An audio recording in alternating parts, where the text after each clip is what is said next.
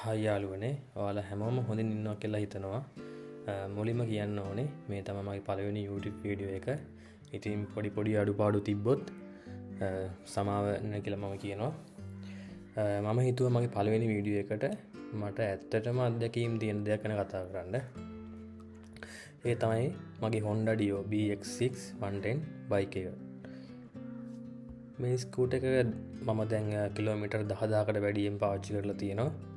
Office යන්න, shopping යන්න, long ride යන්න, night ride යන්න ඔය කියන හැම දෙයකටම මම පාවිච්චි කරලා තියෙනවා. ඉතින් මේ වීඩියෝ එකේ බයික් එකේ තියෙන ස්පෙක්ස් ගැන කියවන්න ලොකුවට යන්නේ නැහැ. මොකද ඒක ගොඩක් කට්ටිය කරලා තියෙනවා. ඕන කෙනෙක් විදියට ඇත්තටම බයික් එක මොකද්ද මේ බයික් එක ගන්න එක වටිනවද? මේන්ටෙනන්ස් කොහොමද? රයිඩ් ෆීල් එක කොහොමද?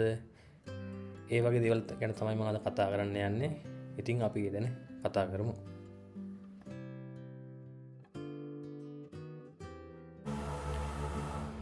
මුලින්ම අපි ඩිසයින් එක ගැන කතා කරමු. මගේ අදහස නම් Honda Dio එක අතරත් ලස්සන ස්කූටර් එකක්. මොකද ෆ්‍රන්ට් එකේ ඩිල් ලයිට් එක ගොඩක් ප්‍රීමියම් ලුක් එකක් දෙනවා. සයිඩ් ප්‍රොෆයිල් එක ස්පෝර්ටි. බෑක් එකත් ක්ලීන් ඩිසයින් එකක් තියෙන්නේ. කලින් ඩියෝ වගේම තමයි. ඊට වඩා පොඩි වෙනස්කම් දෙකක් තියෙනවා. නමුත් කලර් එකත් එක්ක අමුතුම ෆීලිං එකක් තියෙනවා. අමුතුම ලස්සනක් තියෙනවා. මොකද මේ ස්පෙෂලි කිව්වොත් මේ ග්‍රේ කලර් එක ඒක මං හිතන්නේ කලින් ඩියෝ වලට ඒ කලර් එක දාලා තිබ්බේ නැහැ Honda එකෙන්. සෝ මේ පාර ඒගොල්ලෝ ඉන්ට්‍රොඩියුස් කරලා තියෙනවා ග්‍රේ කලර් එක. මං හිතන්නේ ඒක ලස්සන කලර් එකක් බයික් එකකට. තව දෙයක් කියන්න ඕනේ මේක බිල්ඩ් ක්වොලිටි ගැනත් කියන්න ඕනේ. මොකද Honda කියන්නේ ක්වොලිටි එකක් ගැන ප්‍රසිද්ධ බ්‍රෑන්ඩ් එකක් නේ. ප්ලාස්ටික් පැනල් ටික හොඳට ෆිට්ලා තියෙනවා. මම ගොඩක් වෙලාවට බලලා කරලා තියෙනවා. ඇත්තටම මේ මාර ෆිනිෂින් එකක් තියෙනවා.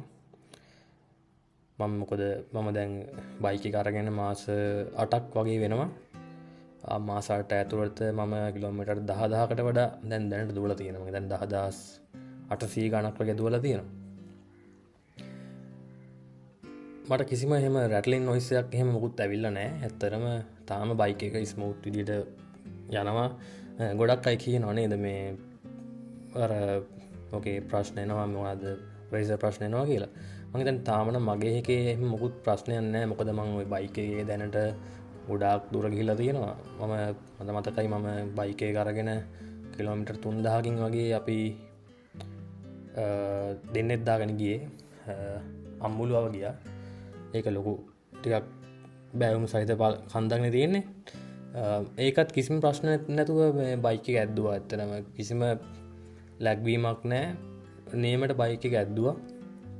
ඒක මාරම එක්ස්පීරියන්ස් එකක්. මං හිතන්නේ අනික හොඳට තෙල් වැඩ කරා. මං හිතන්නේ කිලෝමීටර් 50 ලීටරයට කිලෝමීටර් 58ත් 55ත් 60ත් වගේ අතර බයික් එකේ තෙල් කරනවා. ඉතින් මං හිතනවා මේක අද කාලයට ගැලපෙන්න දෙයක් වෙයි ඇති කියලා.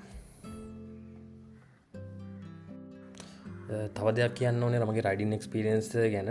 මොකද මේ බයික් එක ස්ටාර්ට් කරපු ගමන් දැනෙන දේ තමයි එන්ජින් එකේ මාරම ස්මූත්.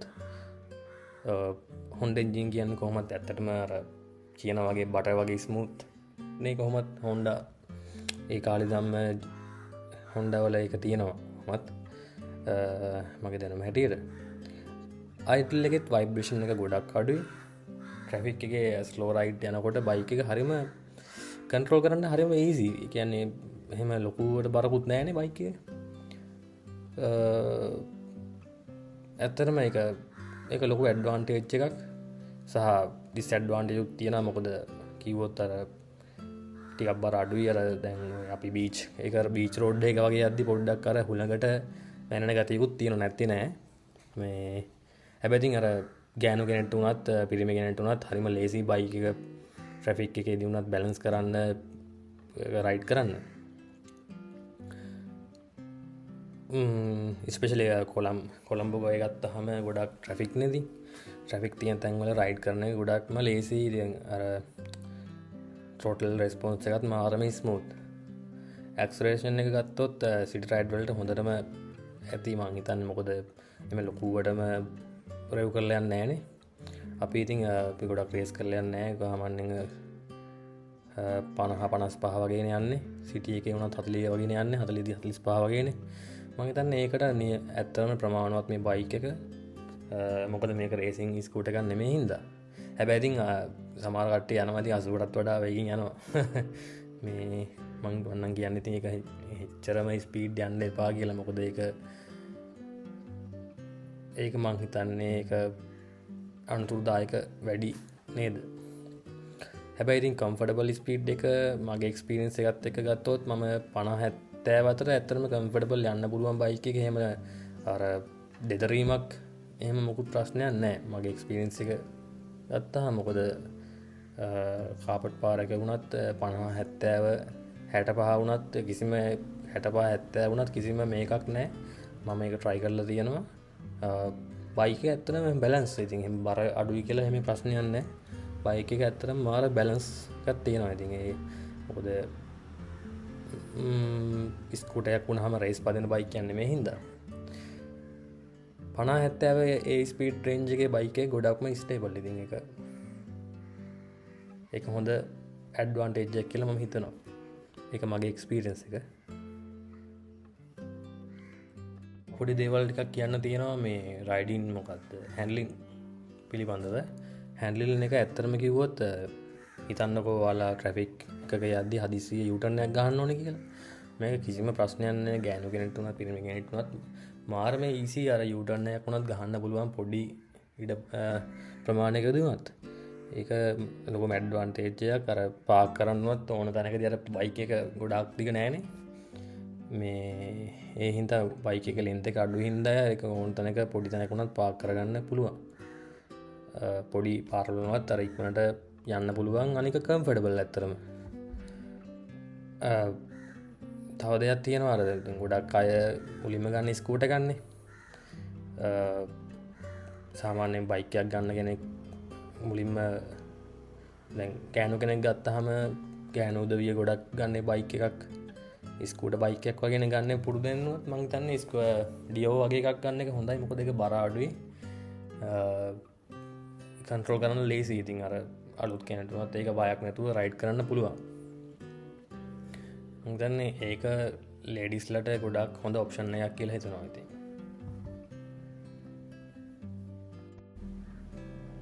සස්පෙන්ෂන් එක ගැන මගේ හොනස්ට් ඔපීනියන් එක කියනවනම් නෝමල් රෝඩ්ස් වල ඇත්තටම කම්ෆර්ටබල්. ඒ කියන්නේ සාමාන්‍යයෙන් කාපට් පාරවල් කියලා කියන්නේ ඒ වගේ ඇත්තටම මාරම කම්ෆර්ටබල්. එහෙම ලොකුවට කැස්සින්නේ නැහැ. ඒ කියන්නේ හරිම කම්ෆර්ටබල්, හරිම ස්මූත් විදිහට යන්න පුළුවන්. හැබැයි අර ලංකාවේ තියෙනවා අනේ ගොඩක් අර පළවල් වගේ පාරවල නම් ටිකක් බවුන්ස් වෙනවා. ඉතින් ඒක එහෙම තමයි. අර එහෙම කම්ෆර්ටබල් නැහැ ඉතින් බයික් යන්නේ. මේ පොඩ්ඩක් මේ ගැන ලං සාමාන්‍යයෙන් ගොඩක් ගැටි තියෙන පාරවල නම් ඇත්තටම ගැස්සෙනවා. සාපේක්ෂව ඉතින් ගැස්සෙනවා. මේ ඒක ඉතින් මේ බයික් එකේ විතරක් නෙමෙයි හැම බයික් එකකම ගත්තාම ඉතින් ඒ ගැස්සෙන ප්‍රමාණය මේකෙත් ඉතින් ගැස්සෙනවා. හැබැයි අර කලින් ඩියෝ එකට වඩා මේක ගැස්සෙන අඩුයි. මොකද මේකේ තියෙන සස්පෙන්ෂන් එක වෙනස්. ඉතින් අර ඉස්සරහ වුණත් ඒ තියෙන සස්පෙන්ෂන් එක මං හිතන්නේ වෙනස්. මේ පොඩ්ඩක් අප්ග්‍රේඩ් කරලා තියෙනවනේ මේකේ. ටෙලස්කෝපික් සස්පෙන්ෂන් තියෙන ඉස්සරහ. ඒකත් එක පොඩි අර කම්ෆර්ටබල් ගතියක් තියෙනවා පරණ ඩියෝ එකටත් වඩා. ඉතින් ඒක ගොඩක් හොඳ ඇඩ්වාන්ටේජ් එකක්. මේ එහෙම තමයි තියෙන්නේ. කියන්නේ ඩේලි රයිඩ් වලට ඇත්තටම හොඳයි. අර කොන්දටත් එහෙම ලොකු අමාරුවක් නැහැ. මම මේක අම්බුලුව ගිහිල්ලා තියෙනවා. තව දඹුල්ලේ ගිහිල්ලා තියෙනවා. ඇත්තටම මේ බයික් එක ගැන කියන්න ඕනේ එහෙම කොන්දරි දෙන කියලා එකක් නැහැ. ඉතින් අර ස්කූටර් වල කොහොමත් ඉතින් කොන්දරි දෙනවනේ. හැබැයි මේ මාරමක ස්මූත්ලි යන්න පුළුවන්. අර එහෙම ලොකුවට කොන්දට බර වැටෙන්නේ නැහැ. ඒක තියෙන විදිය අනුව මං හිතන්නේ. මොකද මේක මගේ පළවෙනි ස්කූටර් එක. මේ මගේ තිබ්බේ කලින් කස්ටම් බයික් එකක් තිබ්බේ කස්ටම් 125 එකක් Honda. ඒකත් එක්ක කම්පෙයාර් කරද්දී ඒකේ ලොකු වෙනසක් මට දැනෙන්නේ නැහැ. මං හිතන්නේ සස්පෙන්ෂන් ඇත්තටම හොඳයි. ඉතින් ඇත්තටම වරදක් නැහැ. අපි මේ සීට් එක ගැන කිව්වොත් මේ ඇත්තටම මේ සීට් එක හරි කම්ෆර්ටබල්. මොකද පැය එකමාරක් දෙකක් වුණත් කම්ෆටබල් විදිට යන්න පුළුවන් රයිඩර කිසිම අර අපහසුතාවයක් හෙම ලොකුවට දැනන්න එම ලොකුවට තද ගතියක් නෑන මේක පිටිපස් යන කෙනටත් එහෙමයි එහෙම ලොකුවට ලොකු අමාරුවක් නෑ හැබැයි ගොඩම කම්ෆටබල් ස්ථාන ගැනට තමයි අර පිටිපස්සේ ගෙනට ලොකුවට ඒ තරම්ම කම්ෆටබල් ගතියක් නෑ මේක මේ ඇත්තටම ශොපින් බෑගුණත් තියන් ලේසි අර හුක් තියෙනවනේ හුක්ස් වලින් දාගෙන යන්න පුළුවන් ෆුට් බෝඩ් එකත් ඇත්තටම ගොඩක් ප්‍රැක්ටිකල් මොකද දැන් මේකේ අර ගෑස් එකක් උනත් ඉතින් දාගෙන යන්න පුළුවන් ගෑස් එකක් ලොකු වතුර බෝතල් දෙකක් උනත් තියාගෙන යන්න පුළුවන් ඉතින් අර ගෙදරකට ඇත්තටම ගොඩක් ප්‍රැක්ටිකල් තියෙන බයික් එකක් තමයි මේ Honda Dio 110 125 බයික්ස් ඔක්කොම මොකද ගෑස් සිලින්ඩර් වුණත් අනිත් පැත්තට හරවගෙන යන්න පුළුවන් කිසිම ප්‍රශ්නයක් නැහැ ඒක අර මේ සීරන් නැති විදිහට මොකක් හරි දිගැලක් හරි දාලා ඒ වගේ විදිහකට දාගෙන යන්න පුළුවන් ඒක ගොඩක් හොඳ මේ ඇඩ්වාන්ටේජ් එකක් මේ බයික් වල තියෙනවා දැන් ගොඩක් දෙනෙක්ට තියෙන ප්‍රශ්නේ තමයි බයික් එකක් ගද්දී මේ බයික් එකේ තෙල් කොච්චර කරනවද කියලා කැන් මයිලේජ් එක ඇත්තටම ඩියෝ එක දැන් අලුතෙන් ආපු ඩියෝ එක ඇත්තටම ඒක EFI ටෙක්නොලොජි එකත් එක්කනේ ඉන්නේ පරණ එක ඇත්තටම කාබුරේටර් වලින් වැඩ කරන්නේ එතකොට මේක EFI හින්දා මේකේ තෙල් කරන ප්‍රමාණය කලින් එකට සාපේක්ෂව ගොඩක් වැඩි ඒ කියන්නේ ඇත්තටම සිටි රයිඩ් වල ලොන්ග් රයිඩ් සිටි රයිඩ් එකේ වැළුවොත් අපි 58ත් 55ත් අතර වගේ ගොඩක් කරනවා ඇත්තටම ඉතින් ඒක හොඳ ඇඩ්වාන්ටේජ් එකක් ඇත්තටම මේක තෙල් කරනවා දැන් අපි ලොන්ග් රයිඩ් වගේ යද්දී ඇත්තටම අපි ලොකු බ්‍රේක් ගහන්නේ නැහනේ එතකොට අපිට සාමාන්‍යයෙන් 62ක් වගේ කරන්න තෙල් කරන ගොඩක් වෙලාවට මේ එක දිගට යද්දි කිසි අර බ්‍රේක් මොකුත් රෙස්පොන්ස් එකක් නැති හින්දා මේ ඇත්තට මේ බයික් එකේ අර පරණ ඩියෝ එකට වඩා ලොකුම ඇඩ්වාන්ටේජ් එක ඒක තමයි මොකද මේ දැන් ලංකාවේ තෙලුත් ගණන්නේ තෙල් ගානත් එක්ක ඒක ඇත්තටම හොඳ ඇඩ්වාන්ටේජ් එකක් තමයි මිනිස්සුන්ට ඉතින් ඒක මං හිතන්නේ මේ ඩියෝ බයික් එක තමයි මං හිතන්නේ නෝමල් ස්කූටර්ස් වලින් දැනට හොඳටම තෙල් කරන බයික් එක මම දන්න විදියට ඇත්තටම මං හිතන්නේ ඒක වෙන්න ඕනි අපි බ්‍රේක් ගැන කතා කරොත් එහෙම රොද දෙකේම තියෙන්නේ ඩ්‍රම් බ්‍රේක් තියෙන්නේ ඩිස් බ්‍රේක් නෙමෙයි එන්නේ මේ 110 එකට නමුත් එහෙම ලොකු ප්‍රශ්නයක් නැහැ අපි කොහොමත් ඉතින් මේක බයික් එක රේස් පදින්නේ නැහනේ මේක අර මේ එක බ්‍රේක් එකක් ගහපුවාම බ්‍රේක් දෙකම වගේ වදින සිස්ටම් එක ගන්න තියෙන්නේ ඒකත් එක්ක ඇත්තටම සේෆ්ලි අපිට බ්‍රේක් කරන්න පුළුවන් බ්‍රේක් රෙස්පොන්ස් එකත් ඇත්තටම හොඳයි ඇත්තටම බ්‍රේක් එක හැම සාමාන්‍ය බයික් එකක් වගේ තමයි ලොකු ප්‍රශ්නයක් නැහැ රෙස්පොන්ස් එක තියෙනවා ප්‍රශ්නයක් නැහැ තව දෙයක් තියෙනවා මට ඔයාලත් එක්ක ෂෙයා කරගන්න ඒක තමයි නයිට් රයිඩ් එක්ස්පීරියන්ස් එක කොහොමද කියලා ඇත්තටම ගොඩක් අය කියනවා මේක මේ ලයිට්ස් මදි කියලා මට නම් ඇත්තටම මේක පර්සනලි එහෙම දැනෙලා නැහැ මොකද හොඳ LED ලයිට් එකක් තියෙනවා ඒ සාමාන්‍ය පාරවල් වල හොඳට ඈත පේනවා මේ ඒක හොඳ ප්ලස් පොයින්ට් එකක් ඉතින් එහෙමයි අර අපි ගොඩාක් ලයිට්ස් තියෙන තැන්වල යද්දි ඉතින් අපිට ඒක අපේ ලයිට් එක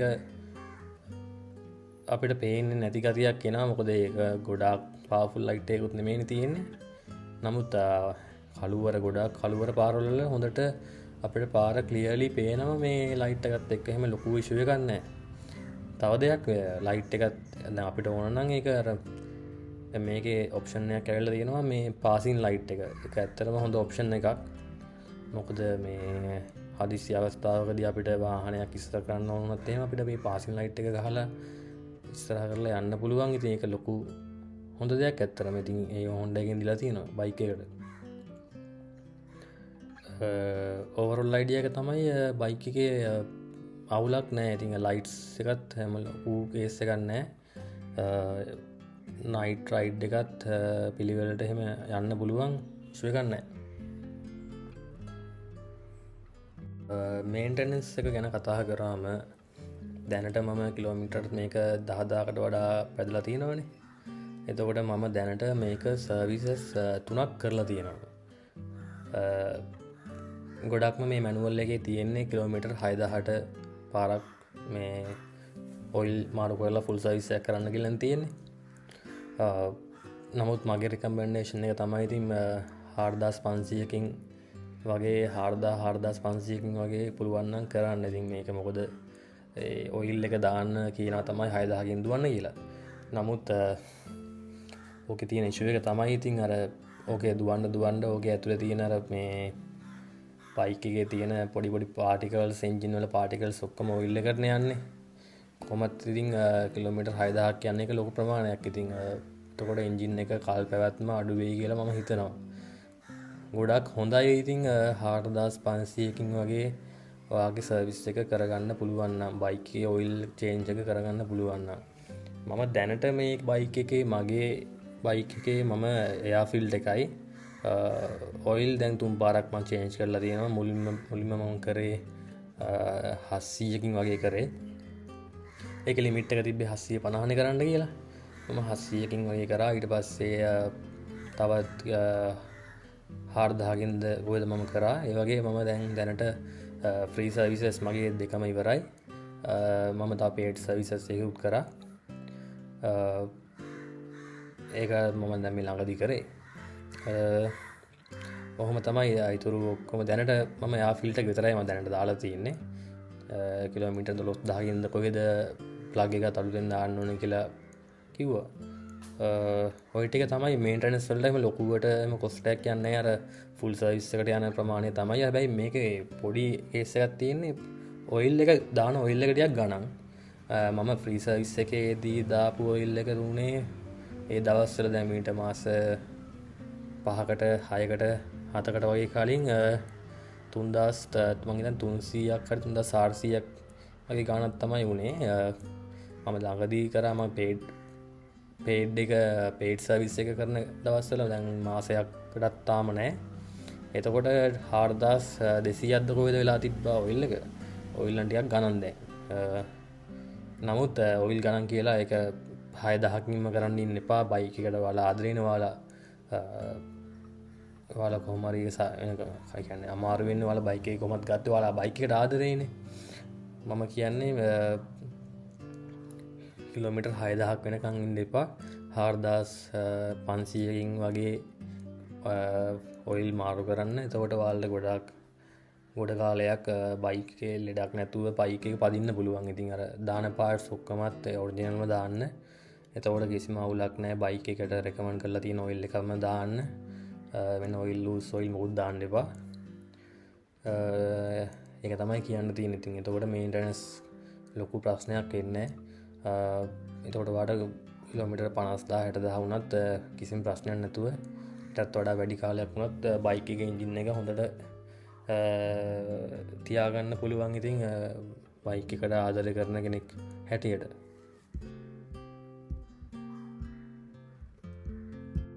මට අන්තිමට කියන්න තියෙන ඉතින් Honda Dio BX6 110 බයික් එක ගන්න එක වටිනවද කියලා. ඇත්තටම වටිනවා. මොකද ඒක අනිවාර්යෙන්ම මේ ඔෆිස් යන කෙනෙක් නම් යුනිවර්සිටි යන කෙනෙක් නම් ඩේලි කමියුට් කරන කෙනෙක් නම් විශේෂයෙන්ම ෆුවල් සේව් කරගන්න කැමති කෙනෙක් නම් අනිවාර්යෙන් මේ බයික් එක ගන්න. මේ බයික් එක ඇත්තටම හොඳයි. අවුරුදු ගානක් වුණත් ට්‍රබල් එකක් නැතිව මේ බයික් එක පදින්න පුළුවන්. හරියට මේන්ටේන් කළොත්, හරි පාර්ට්ස් දැම්මොත්, හරි එන්ජින් ඔයිල් යූස් කරොත් ඉතින් ඇත්තට මේක හොඳ ඔප්ෂන් එකක්. ඉතින් යාළුවනේ ඕක තමයි මගේ පළවෙනි හොනස්ට් රිවිව් එක. මොකද මම මේ බයික් එක කිලෝමීටර් දැන් 10000කට වඩා ප්‍රමාණයක් දුවලා තියෙනවා. ඉතින් ඉඳලා මට ඔයාලට මේ බයික් එක ගැන පොඩි රිවිව් එකක් දෙන්න ඕනේ. මොකද මම මුලින්ම මේ රිවිව් එකක් දෙන්න ගියේ නෑ. මොකද මට ඕන වෙලා තිබ්බා මගේ හොනස්ට්ම රිවිව් එක දෙන්න. ඒක හින්දා තමයි මම කිලෝමීටර් 10000ක් වෙනකම්ම මේ බයික් එක තියාගෙන හිටියේ රිවිව් එකක් නොකරන. තව දෙයක් කියන්න තියෙනවා. මේක මගේ පළවෙනි වීඩියෝ එක. මම මේ බයික් එකේ රිව් එක තමයි මුලින්ම මම පටන් ගත්තේ. මම මේක vlog විදියටත් කරන්න ඒ වගේ විදියට කරන්න බයික් රිව් කරන්නත් මම මේක channel එක use කරන්න තමයි හිතන් ඉන්නේ. ඉතින් මේ වීඩියෝ එක ඔයාලා like එකක් දාන්න, පුළුවන් වුණොත් comment එකකුත් දාන්න. ඒක මට ලොකු අස්වැසිල්ලක් වෙනවා. ඉතින් channel එක උනත් subscribe කරන්න. මොකද මේක මගේ පළවෙනි වීඩියෝ එක. ඔයාලගේ feedback එක මට ඇත්තටම ගොඩක් වටිනවා. ඒ වගේ ඉස්සරහට මේ වගේ review කරන්න, මේ වගේ videos කරන්න. එහෙනම් ආයෙත් අලුත් වීඩියෝ එකකින් හමු වෙමු. හැමෝම පරිස්සමෙන් ඉන්න. ජය වේවා.